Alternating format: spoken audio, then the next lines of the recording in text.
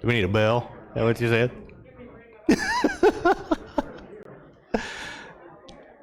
Good morning. Good to see you. You guys have a good trip? Good. Good deal.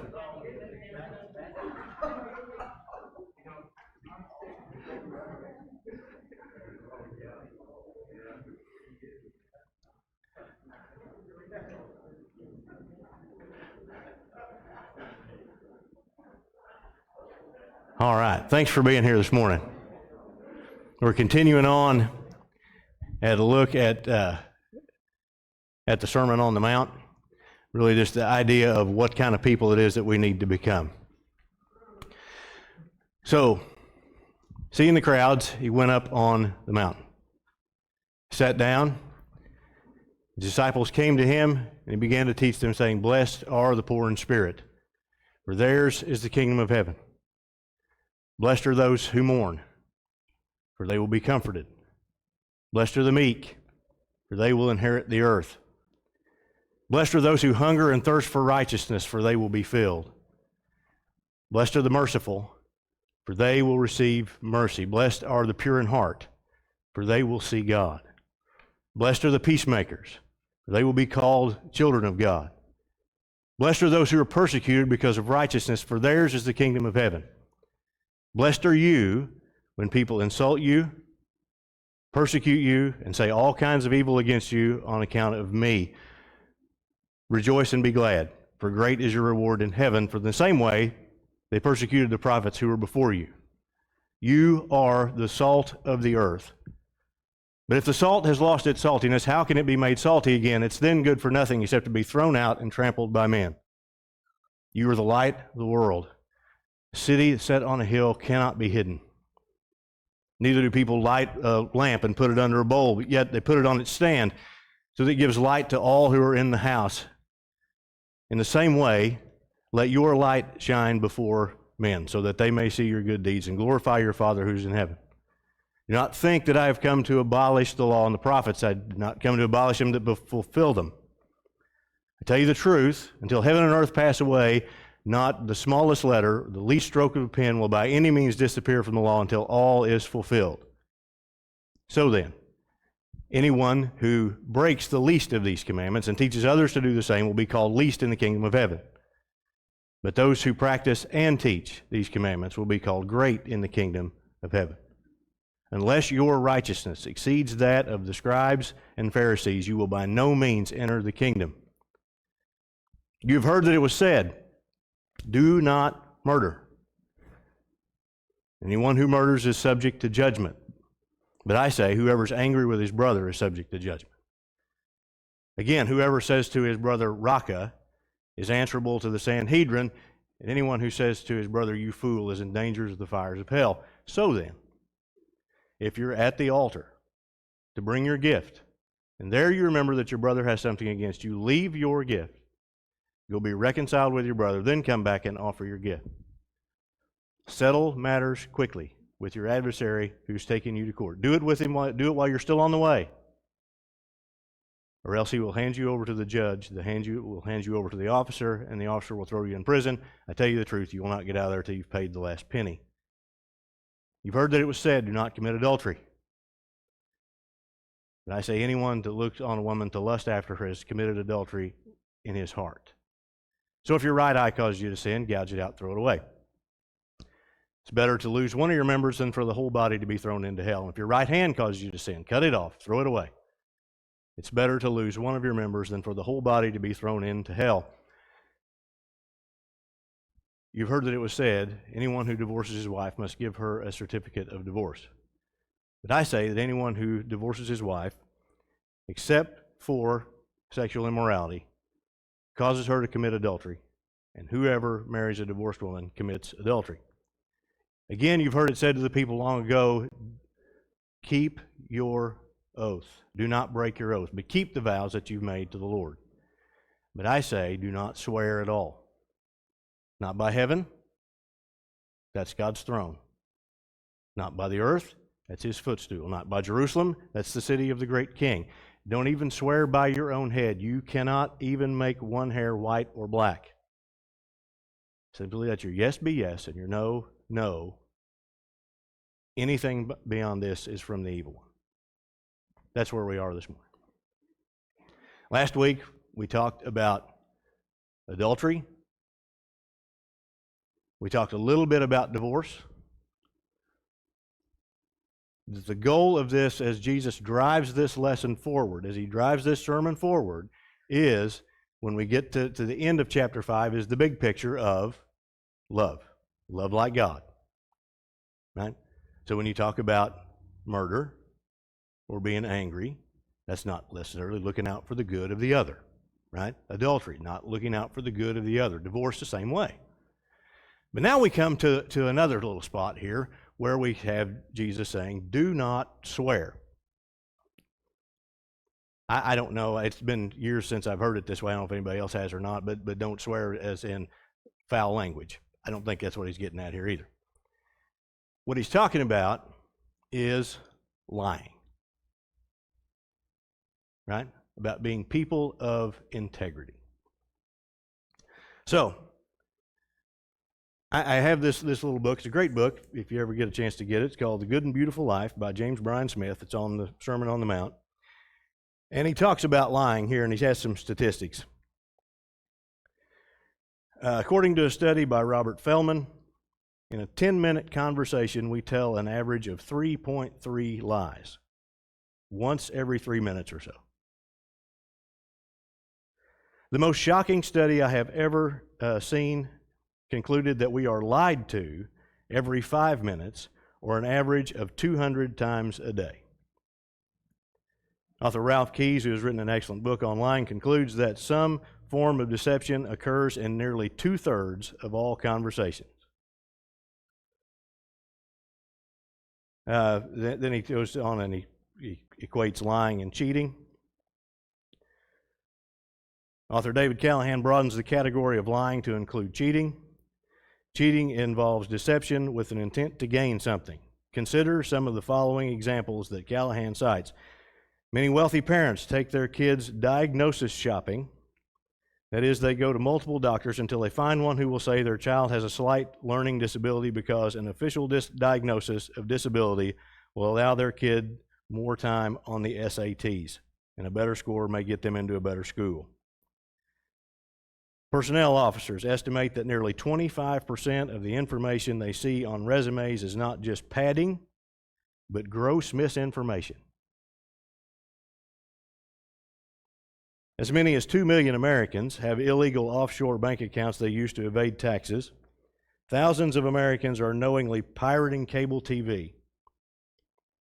A 2002 undercover sting operation in New Jersey found 350 examples of fraudulent practices at auto repair centers, mainly for the performance of unnecessary repairs. Some estimates of the cost nationwide of auto repair fraud runs as high as $40 billion a year. And by the way, they only examined 6 repair centers. Now, we would never do that, right? Right? Okay. Just making sure everybody, okay. All right. Okay, no. Now, when we talk about the sin of murder or the sin of even anger, as Jesus goes with it here, or we talk about the sin of adultery and we talk about sexual immorality, those are sins where we can sit back and go, see, we should never, ever, ever do that. However, lying is one of those that seems to creep up on us. Right? Because lying is more acceptable than killing somebody. Right? Think about famous liars. And they're all over. There's a whole group of them, right? When we talk about famous liars, the first thing that pops to my mind is politicians. Right? Right? And now listen, we make fun of that.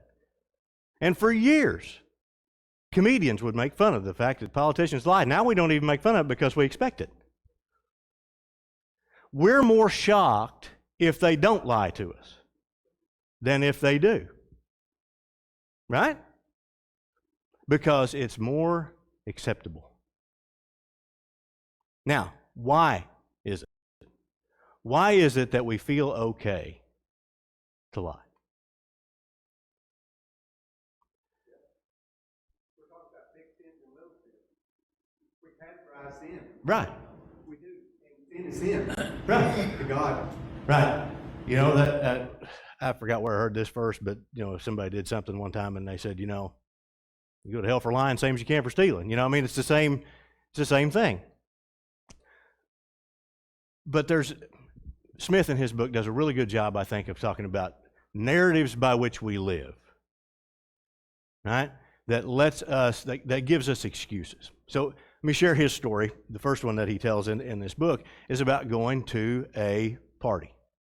He's at some kind of a dinner party, some kind of reception thing, and whoever has invited him introduces him as someone who teaches at a college. And so there's another guy there who says, oh, finally we got another academic here, this is great. And then they begin the conversation. This other guy happens to be an English professor. And he begins to talk to Smith, and he says, listen, I think it's Nathaniel Hawthorne. I think Nathaniel Hawthorne may be one of the greatest authors of his time. And Smith said, I agree. He goes, and then it hit me, I have never read one word of Nathaniel Hawthorne. Never. He goes, and the conversation continues as this guy begins to talk about Hawthorne's most popular or most famous book, The Scarlet Letter. He goes, and I find myself agreeing with the guy. I've never even opened it. He goes, now why? Why is it that I do that?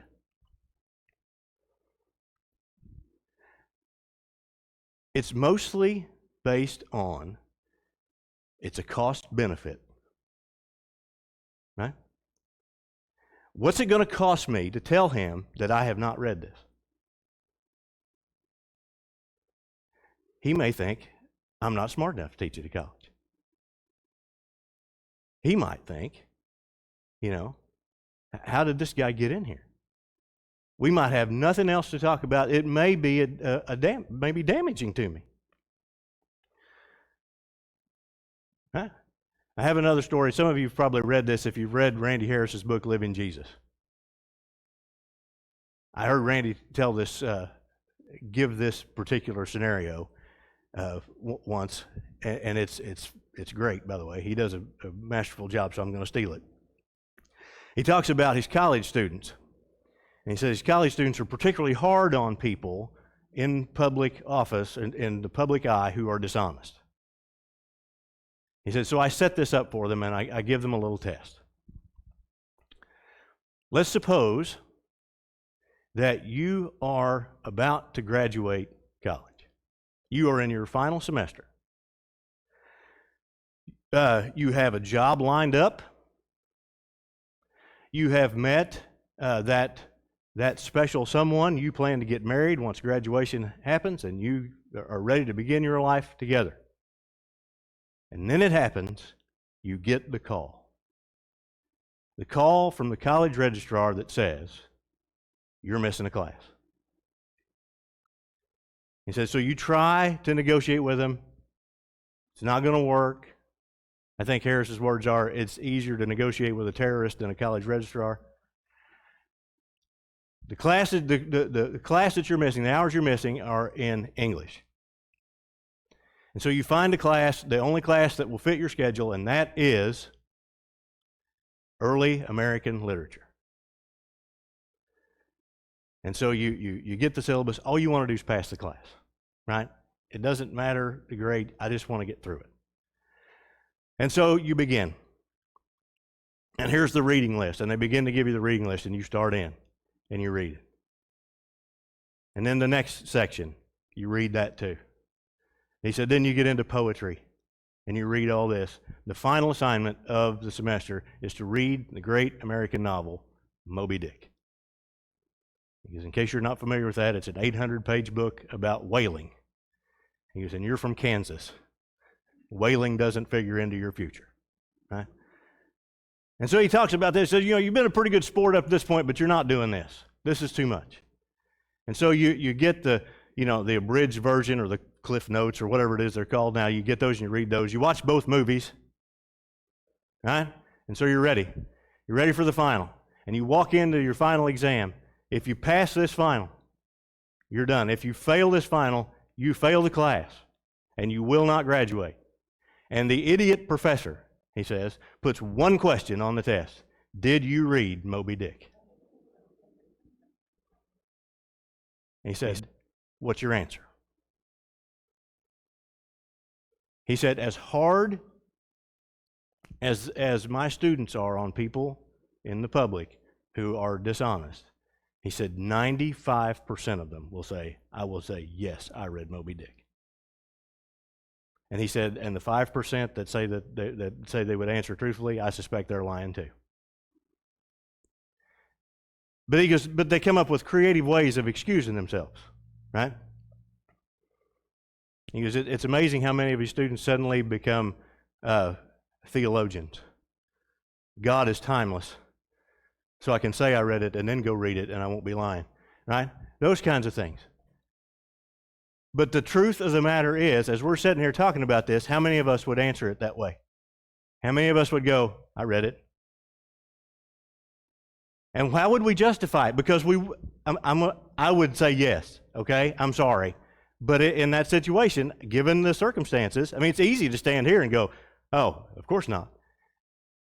Right? But I think I would be sorely tempted to say, yes, I did. And why? What's it going to hurt anybody? Right? Is this going to affect what I want to do with the rest of my life? Probably not. When I go sit down and meet with that personnel director as I start my new job, Moby Dick's probably not going to be on the top of their list. Right? And he makes this, which is incredibly sobering, distinction, that when the stakes are high enough, we're for sale. When the value's enough, we'll do it. Now, as Jesus talks to this crowd, they are familiar with the workarounds of honesty. And as he talks about your righteousness exceeding that of the Pharisees and teachers of the law, the Pharisees and the teachers of the law know how this works.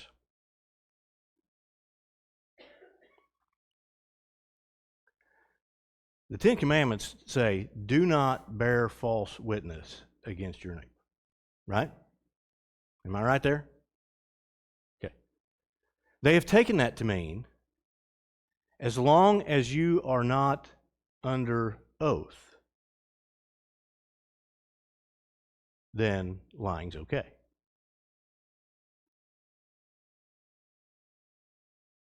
Not much different than today.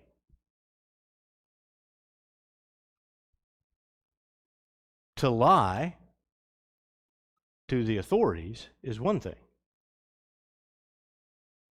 To lie under oath carries a penalty.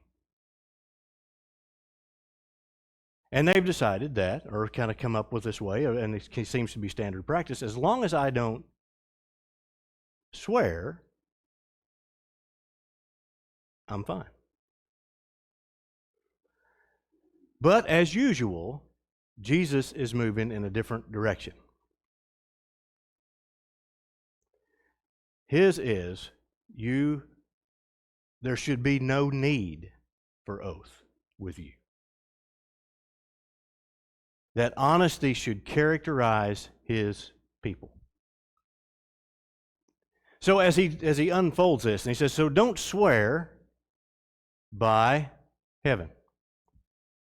Don't swear by the earth. Don't swear by the city, right? By Jerusalem. Things greater. I swear by all that's holy. I'd swear on a stack of Bibles, right? To make things more believable, right? This is what he says. He said there should be no need for this with you.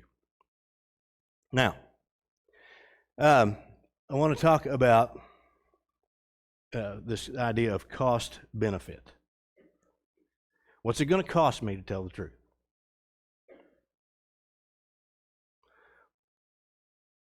What drives the lie? Smith hit on it early in his, and that's fear. Fear is the first thing. Fear of punishment. I probably am. I'm probably the only one that when I was a lot younger did stuff that I knew I probably shouldn't. And when asked about it, of course I didn't do that, right? Because the fear of punishment. You know, you could, and this starts early, right? And we see it in little kids. Huh? Did you do that? No, like that when I got here, right? Of course not. Fear of punishment. That's one. The other one is the desire for personal gain. What am I going to get by being dishonest? What's it going to cost me if I am? Right? We can't really go through life. We can. It's not going to end well. Doing everything on a cost-benefit analysis. Right? We can't. There's got to be another standard. And so the standard that Jesus says is, be honest.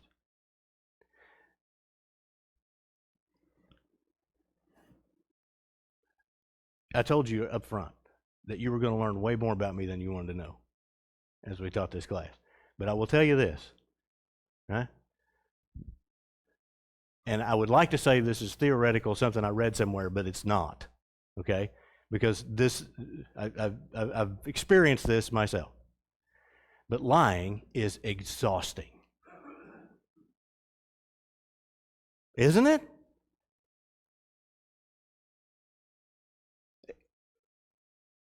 I know I'm the only one because nobody else seems to recognize it, right? But it is, right? Because now I have to keep track of what it is that I said and who I said it to. Right? See? Yeah, isn't it? Right. But being honest is sometimes a lot more difficult. I try not to do that no more. Right. So, I do want to bring this up because this always seems to rattle around as this particular passage is talking about of what Jesus is not saying. Okay, and I'm not trying to be critical of people for this, but I have heard this before of going, well, Jesus says we shouldn't take an oath at all. That means when it comes to serving on a jury or holding a position that requires an oath, that we should never do that. I don't think that's what he's after. There are some down through history, and it's been probably the most recent, not the most recent, but maybe the ones that we're most familiar with would be the Quakers in early American history, who many of them ended up in prison because they would not take an oath, right? And they were looked on as they must be subversive, and so we can't have that. I think that's what Jesus is after. What he is after is, again, to be honest. That we should not have to add to what we say to make it believable. Right?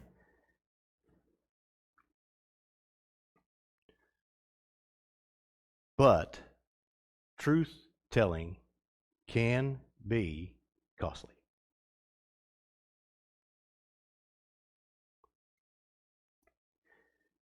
I don't want to leave the impression that there's any other reason to be honest other than the fact that Jesus said you need to be honest. In one of the books that I was looking at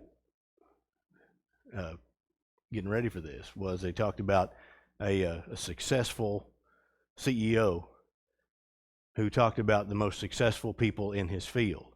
And he said, the number one thing that they have all across the board is integrity.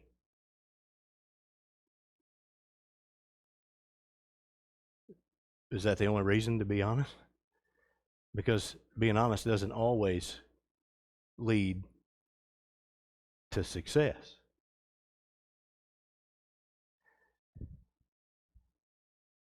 Sometimes it leads to real difficulty.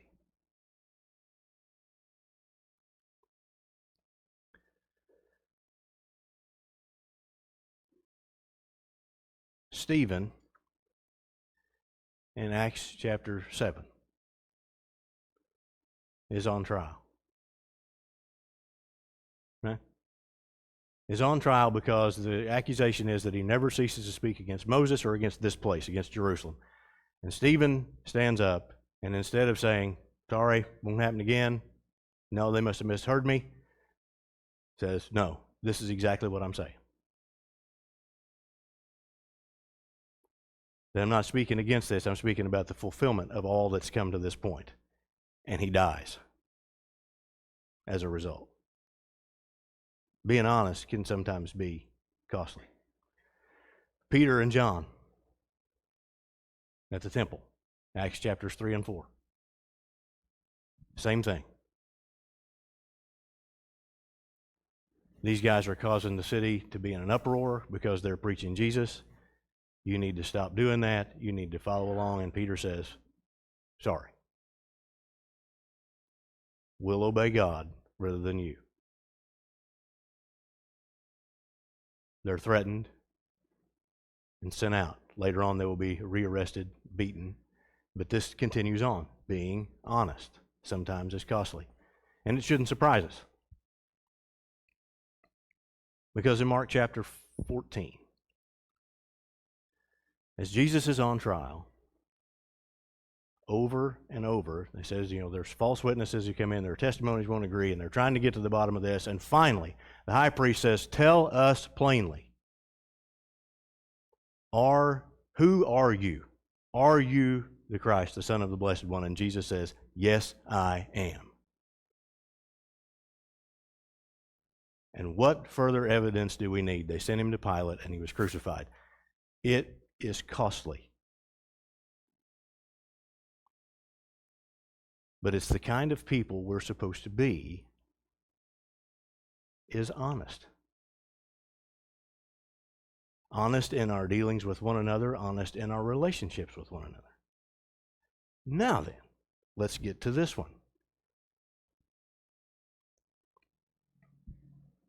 And I will tell you, I do not have all the answers to this.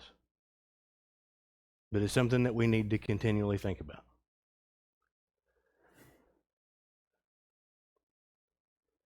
Sometimes honesty is costly. We've heard the expression, the truth hurts. Right?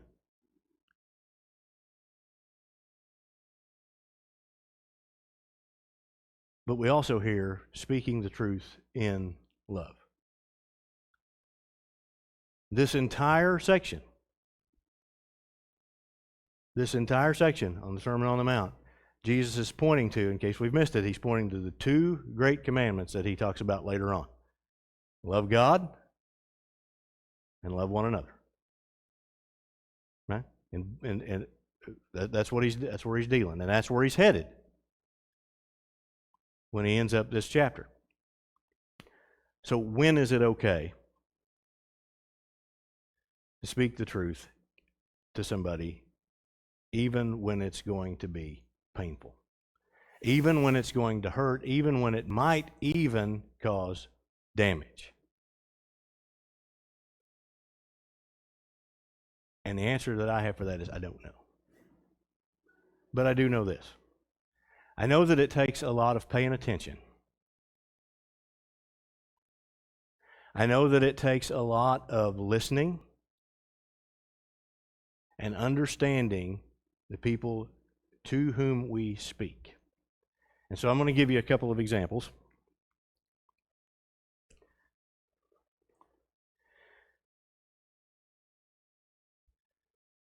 John chapter 4.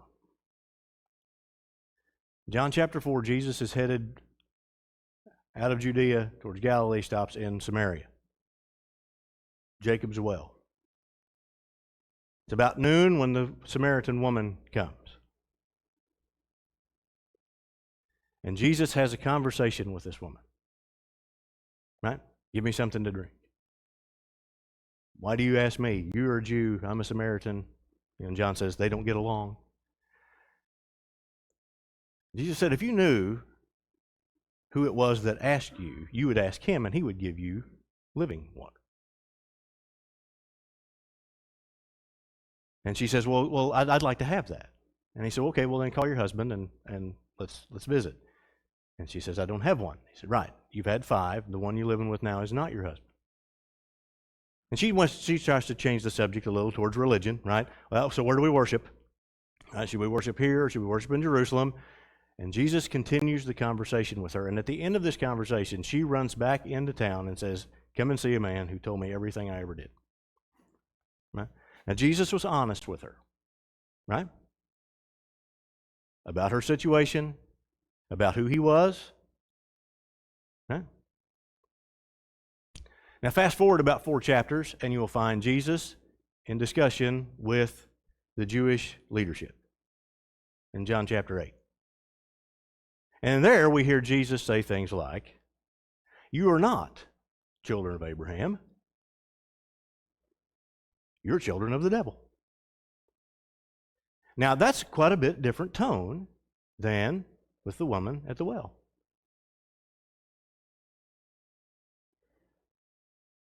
There's not a person in here that thinks Jesus is being dishonest with the woman at the well. He's not being dishonest with the Pharisees.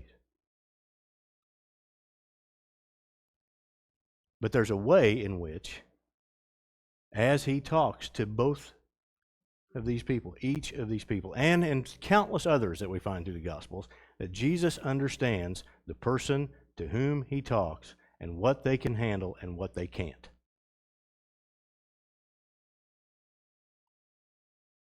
And being honest with people is not a one-time thing. Right? This is relational. That as there are people that we meet, right? That there are maybe things at the beginning of the relationship that they're not ready to handle. But as it goes along, maybe there's more. But they have to be able to trust that we love them and that we're honest with them if the relationship's going to continue. Because I will tell you, and you may disagree with this, and that's okay, I can think of nothing that will tear a relationship apart any faster than dishonesty.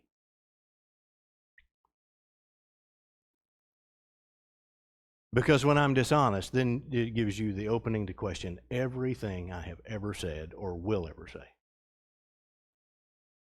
It doesn't mean that we can't get past it, right? I don't want you to think, hey, well, they've lied to me, they're out. It doesn't mean we can't get past it. It just means that it takes a lot of discipline on our part and on theirs to go, wait a minute, are they telling me the truth this time or are they not? And we don't need that kind of noise in the background as we continue to live with one another. You with me?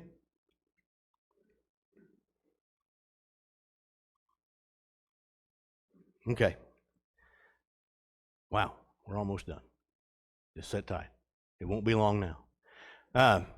So a couple of things that as we've kind of walked through these, there's just some suggestions of things that we might give a try. Don't have to, but just one of those things that may be called to mind. How we doing with this? Or be able to see other things that we need to do. I want us to understand that these aren't necessarily exercises in self-hatred. I mean, I don't want us to go, oh, look, I'll never measure up, and so that's it. That's not it. It's just an idea of going, so where are we? One we mentioned 3-4 weeks ago now that Smith offers in his, and that is silence. when it comes to this idea of whether or not we're being honest is silence. Is of discipline ourselves to not say anything for a period of time, because, let's face it, if I can't say it, if I can't say anything, probably not going to lie, right? But it's just an exercise to see how many times we want to respond, how we want to respond, those kinds of things. And here's the other one. And when I say, because, and I know I've been guilty of this and continue to be, and I have to watch it, of saying, I'll do this, right? Whatever this is. Now, in the context that we have here, right, of going, oh, you're struggling? I'll pray for you. Right? There's a great cartoon. I don't know if anybody's ever seen it or not. I wish I wanted to find it and put it on the screen. There's a great cartoon of a guy standing in the foyer, and he's got the thought bubble, and he's going, oh, here comes Bob. Oh, I said I'd pray for God. God, please be with Bob. Bob, prayed for you this week, right? But the times when we say, I will do this, and keep track of if we do it, right? I don't know how all this works out. I don't want to be real tedious with it, but to say, okay, I've committed to this. Am I going to do it? Because that's part of being people who have integrity. Now, the final thing about this is that this is one of those areas that we do need to pay attention to, because it is so prevalent. As Smith talks about in the statistics. I mean, it is so prevalent. And it is so easy. Right? It's so easy for that to creep in, because I have so many ways that I can justify not telling you the truth. Right? I do. Well, it's just going to hurt them. Or, I didn't have time to get into all of it, so I just, skirted it and went on. Right? There's so many ways. But it's because it's so prevalent is one of the reasons it's so important. The same way with anger, the same way with a bad attitude or a bad look at sex. It's so prevalent around us that Jesus is calling people to be different. That His people are to be different people. This is the same as God through Moses to the Israelites. This is what they do in the nations all around you. Don't be like them. And this is where it ends with us. We're to be different people. And this is one of those ways that I think because sometimes it's easier, or sometimes maybe it's more acceptable, if that's the right word, to be a little dishonest. It's just a little dishonesty. Than it is, to kill somebody. That's going to be a lot different. But the end goal for this, right, is to be formed into different people. People who love other people. And it's hard for me to tell you that I love you if you won't believe me, and if you can't believe me. All right? That's all I've got for today. Next week we'll hopefully try to wrap up chapter 5 and be moving forward. Thanks so much again for being here and putting up with me. Let's have a prayer as we close. Father, we love you so much. And as we look at the demands that Jesus makes, or the direction that He wants us to go in this sermon, we see how many times that we've missed it. Makes us thankful, Father, for your mercy and for your grace, for the ability that we have to start new and determined to be the people that you would ask us to be. We're thankful for all the ways in which you help us along that path,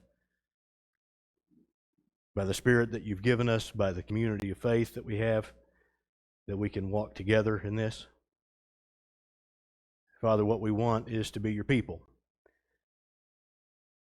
We want to be the people that you've called us to be, different from the nations around, so that others can see who you are.